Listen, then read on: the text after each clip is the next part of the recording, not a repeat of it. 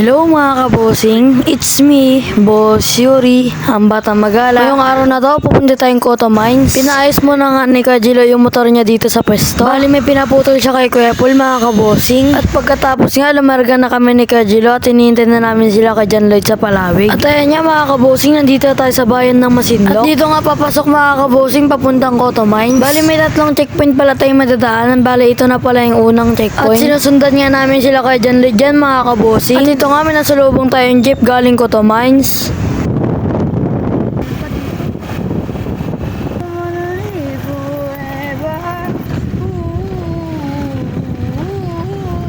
At marami nga tayong nadaanan ditong tulay. At ayan nga, may nasalubong na tayong jeep galing Cotto Mines.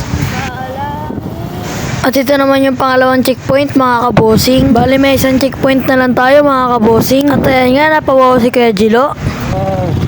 At ito na nga yung pangatlo at last na checkpoint mga kabosing. At may 2 oras din tayo nagbiyahe mga kabosing. At sa wakas, nakarating na rin tayo dito sa Cotto Mines. Sa bawat checkpoint mga kabosing, papakita mo lang yung permit na galing sa tourism nila.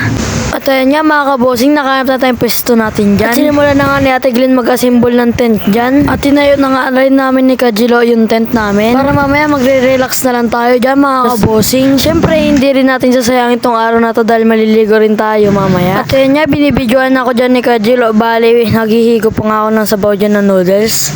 Mga kabosing, ang daming mga dumarating na tao. Abot ay man o, mama. Ay, puta. At ayan nga mga kabosing, naglalakad-lakad na kami. Dahil nga overnight lang tayo dito, susulitin na natin tong araw na to. Grabe nga mga kabosing, ang dami ng tao dito. Talagang ang dinadayo itong Cotto Mines na to. Mga kabosing, nandito tayo sa Cotto Mines. Bale, first time nga natin makapunta dito mga kabosing. Punta natin yung tulay dito. Ito pala yung tulay na sinasabi kong pupunta natin mga kabosing.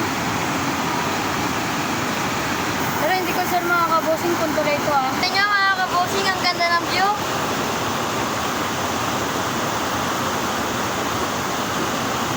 Tara mga kabosing, punta naman natin talunan dito. At ayan nga mga kabosing, may mga nakatayong tent dito. Dito kasi yung part na maraming naliligo. Paano kasi nandito yung talunan mga kabosing? Samahan niyo itong malon.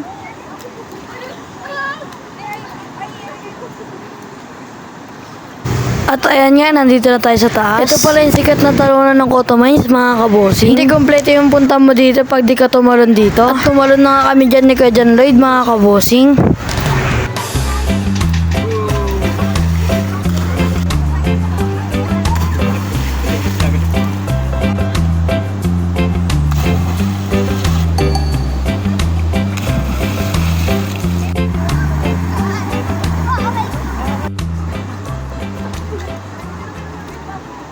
Tara mga kabosing, pupuntahan natin to.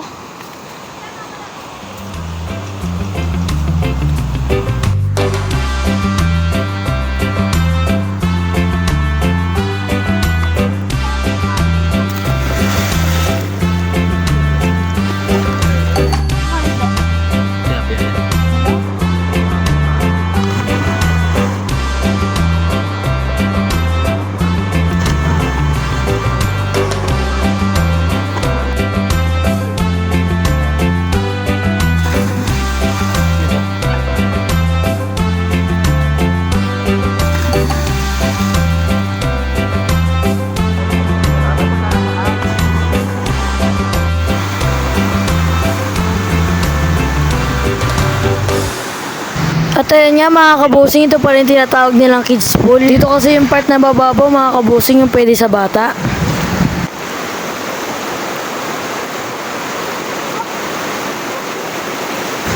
At babalik na nga tayo sa pwesto natin yan mga kabosing. Bali magluluto na tayo panghapunan natin dyan mga kabosing. At ayan nga mga kabosing, may part 2 tong video na to. Ito yung unang araw natin sa Cotto Mines. Yung part 2 po, yun yung pangalawang araw namin dito sa Cotto Mines. Salamat, bye!